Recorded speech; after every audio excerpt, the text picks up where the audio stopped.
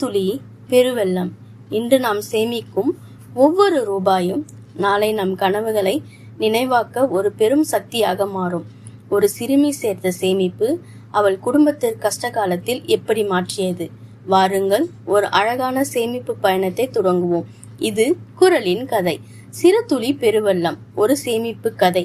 ஒரு அழகான கிராமத்தில் கவின், நிலா என்ற 2 சுட்டி குழந்தைகள் இருந்தார்கள்.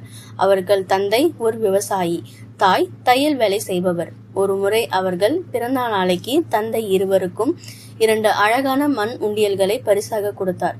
குழந்தைகளே, இதில் நீங்கள் சேர்க்கும் ஒவ்வொரு ரூபாயும் உங்கள் எதிர்கால கனவிற்கான விதை என்றார் தந்தை. கவின் தனக்கு கிடைக்கும் காசுகள் உடனே மிட்டாய் வாங்குவதற்கும் பொம்மைகள் வாங்குவதற்கும் செலவு செய்து விட்டான். ஆனால் நிலா அப்படி செய்யவில்லை. நிலா தனக்கு கிடைக்கும் ஒவ்வொரு ரூபாயையும் 5 ரூபாயும் அந்த உண்டியலில் போட்டு வந்தாள். திருவிழாவுக்கு பெரியப்பா கொடுத்த காசு, பரீட்சையில் முதல் மதிப்பு எடுத்த போது அம்மா கொடுத்த பரிசு தொகை, தேவையில்லாத தின்பண்டங்களை தவிர்த்து மிச்சப்படுத்திய பணம். இப்படியே 3 ஆண்டுகள் ஓடின. கவின் மற்றும் நிலா இருவரும் பள்ளி படிப்பை முடித்துவிட்டு மேல் படிப்புக்காக செல்ல வேண்டிய நேரம் வந்தது. நிலாவிற்கு ஒரு கம்ப்யூட்டர் கோர்ஸ் சேர வேண்டிய ஆசை. ஆனால் அந்த மாதம் வீட்டில் பண நெருக்கடி ஏற்பட்டது. நிலா மெதுவாக தன் உண்டியலை எடுத்து வந்து அப்பாவிடம் கொடுத்தாள்.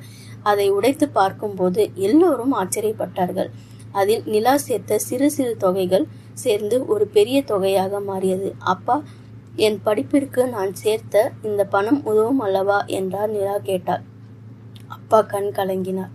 நிலா சேர்த்த அந்த சிறு சேமிப்பு அவளுடைய கல்வி பயணத்தை ஒரு பெரிய உதவியாக இருந்தது. இதை பார்த்த கவின், இனி நானும் வீண் செலவு செய்யாமல் சேமிப்பேன் என்று உறுதி எடுத்தான்.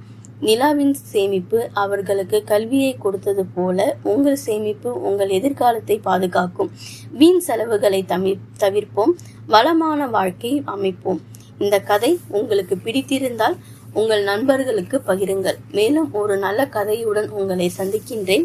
இது குரலின் கதை. நன்றி.